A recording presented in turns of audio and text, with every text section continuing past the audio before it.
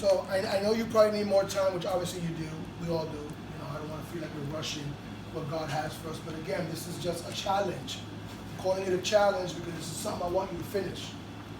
Okay, I want you to find these 5 people. It's really important.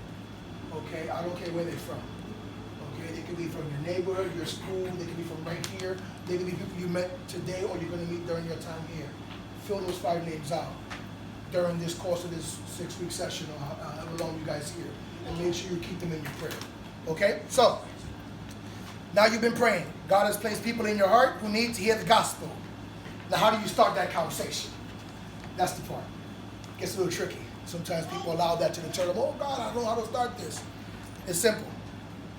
Spend time exploring these stories and experiences. The first step is to start listening and asking good questions. As you build trust, your friends or whoever you're speaking with become more open to sharing their struggles, their doubts, and the things that they believe or don't believe about God. So now we're going back to you. We're going back to you because this part is key. How well do you listen? Okay, Counseling 101. How well do you listen? Okay, and I'm going to tell you something real quick. If you're contemplating what you're already going to say to the individual before they even finish talking, you're not listening. I'll say it again. If you're contemplating whatever you're going to say to the individual before they even finish talking, then you're not listening. It's the same thing as jumping in before the person finishes making a statement. Obviously, you're not listening. You just want to say something else. Just so you know, I'm guilty of that too. On many levels still. I'm only human. Remember, we're not of this world, we're in this world. Our humanistic side tends to kick in a lot. We got to make sure we kick it right back out. All right? So when the enemy tries to kick in with that humanistic side, because I'm totally guilty of doing that. I won't even let you finish sometimes, and I want my point to be heard. Shame on me, shame on you. Kick that human side back out. Let the Spirit fill you. Listen. Okay? Being a good listener is one of the key qualities of a good friend or a good listener. If you have experienced this before, then you know how incredibly powerful it is to experience being listened to and understood by someone. Okay?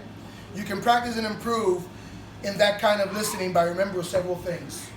First one, there's 4 points here. First one is focus. Focus. Okay? Focus means shut off your phone. Don't even put it on vibrate, because the vibrate is going to allow your thoughts to say, oh my God, I wonder who that is. I wonder if I should answer it. Are you listening now to the individual? Or you're just wondering who's that on your phone that's vibrating off the charts? Shut it off. Shut your phone off. I used to tell all my guys, when you come into my group, you know that the group is 45 minutes to an hour. Let anybody know, do not call me from this time to this time because I'm busy, and shut your phones off. I really don't like being a funeral or in a church service and I hear somebody's phone go off. And I'd be like, if that ain't Jesus, you better not be answering that. Shut your phone off. Give them the undivided attention. Do not answer your phones. Shut them off. Real simple. Shut them off. That's mad disrespectful. If we're talking right now, you pull out your phone. Like, is that important? Or am I that important?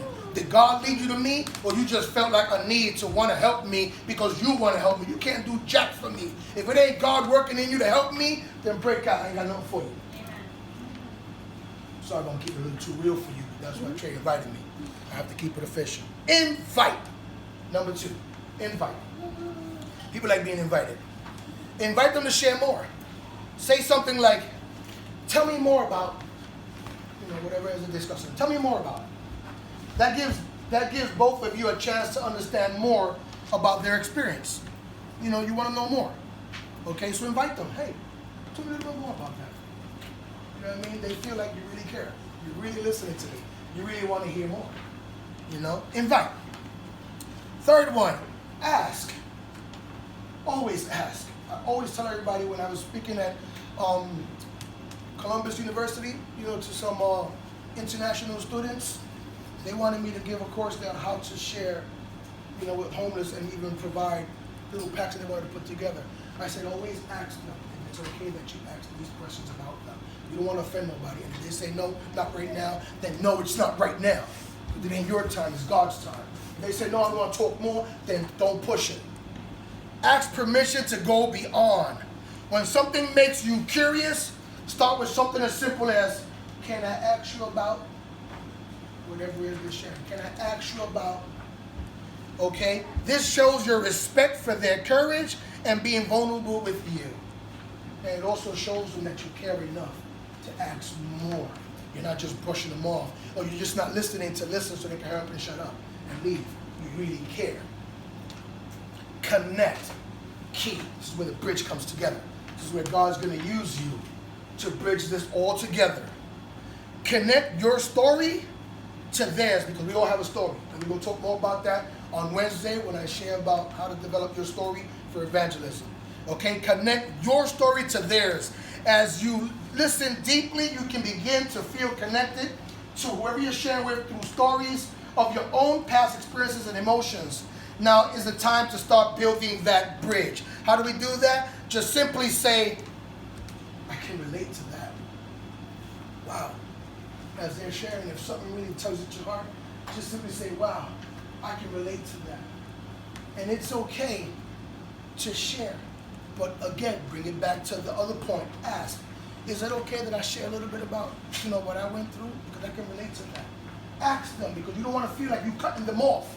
Because remember, if you're going out there to share what God put in your heart for them, some of these guys have been told to shut up all their lives, and now they talk like I do. Because I've been told all my life, shut up. You ain't got nothing important to say. To the point where I broke out of that, and I feel like the freedom was lifted, chains were off. I don't shut up now. Amen. You better edit that and take that amen out of there before I get up ethnic up in here. Anyway, honestly speaking, if you're sharing with them and you gave them the floor, some of these individuals have a dire need to be heard all in one shot. They'll give you like 20, 30 years of experiences all in one shot. And, if God makes an opportunity, then go for it. But if you're going to cut them off to say something, do it with a loving, simple question. Wow, I can relate to that. Can I share with you a little bit about my story? And then they're going to want to hear about you, because they're going to want to know either you're lying, because the marginalized are like children. They would check you in a minute. Mm-hmm. And they would tell you, listen, man, don't come here trying to play me. I ain't trying to hear all that. I don't believe that. If you don't believe in why you love Jesus yourself, how do you expect them to believe in that? So you got to keep it official. Listen, man, I can relate to that. I know what it is to be homeless. I've been there, man. Can I share a little bit with you? And if they say, sure, wow, share. Then I'm going to go in. But then I'm going to remind myself that I'm there for you, not for me. So I'm going to just share a little bit enough to get you comfortable to say, wow, there is somebody out there just like me. Because sometimes we tend to think we're the only ones going through this. Like the world just hates us. The black cloud is around us. No, it's not. There's a lot of Jimmys out there. There's a lot of Trey Runs. There's a lot of Paul. There's a lot of all of us out there. Just like us, jacked up. Okay? So relate, embrace, and don't be afraid to share. Because it ain't your story. It's God's. He just chose you to tell it. That's right. I'm going to tell you like that. And I know a lot of people personalize this, and they don't like sharing their testimony. Well, it ain't yours. It ain't yours to keep. If ain't nobody told you before, I'm going to tell you right now. Let them know Jimmy said this. Okay? God didn't save you for you. Jesus did not die on the cross from Calvary for you to keep what he's given you for you. Mm-hmm. He saved you to get another chance to focus on him, but he didn't save you to do whatever it is you want to do. He saved you so he can work in you and through you to reach as many people for him. Amen. It's about him. Amen. Okay? So when you connect, wow, I can relate to that. Can I share a little bit about my story? Here's another challenge that I got for you guys in time, because I know I got a specific time to be with you guys. In time, wow, he made it really good. God knows all things because he's ordained this. I didn't plan this like this, although I tried. Another challenge for you guys. Ask one of your friends when you guys get a chance to be together anytime you want. Ask yourselves, can I ask you or say something like this? Sometime I would enjoy hearing about your story. God knows what things. I got 5 minutes and we're going to end with this. Say something simple like, sometime I would enjoy hearing about your spiritual journey. Would you be up for, what's your name? Aisha? Aisha, sometimes I would love to hear more about your spiritual journey. Would you be up for sharing that with me? What that does is that gives you a future opportunity to meet Aisha again. So that's what I'm saying. It doesn't have to be right now. It's in God's time. If God leaves it to you right now, Aisha would say, well, I have some time right now. That's going to be the shocker, because you're going to say that like I do to my wife sometimes, and I'm going to take it off this right here. You know, I'll offer you my last Coca-Cola, really hoping that you say no, because I really want it. Don't invite somebody to share more. And then they say, sure, I got time right now. And you'll be like, oh, no, but I don't have time. See, you have to be prepared for that. Because Aisha may just say, because she has a burning desire right now. And I overlook that because sometimes I want to, put that Jesus back on the cross. I overlook that. And she says, hey, I can do it right now. Then be prepared to do it right now. And what I said, you give God 4 minutes, to give you 4 hours. Well, you may invite Aisha to do it on a different occasion, and Aisha may say, no, I'm actually ready right now. Can we meet right now? Then your next response better be, actually, yeah, I've got time. Let's go talk. Okay? So always remember, pray for yourself. Prepare your heart for what God has for you. It's about God. It's not about you. Get out the way, man, because he's going to push you out today.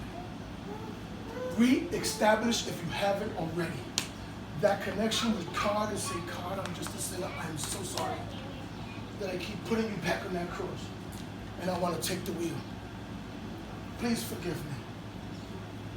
What is it that you want to do in me right now? Emi Aki, I am here. I am here. Have your way. Let him work. He's put you in that place of preparation. That's why I say that the fruit of the spirits are to remove all character defects, so God can prepare you for the gift that he has for you. So allow him to work in you so that he can use you to work for others. Amen. That's what's up. Amen. Amen. Thank you.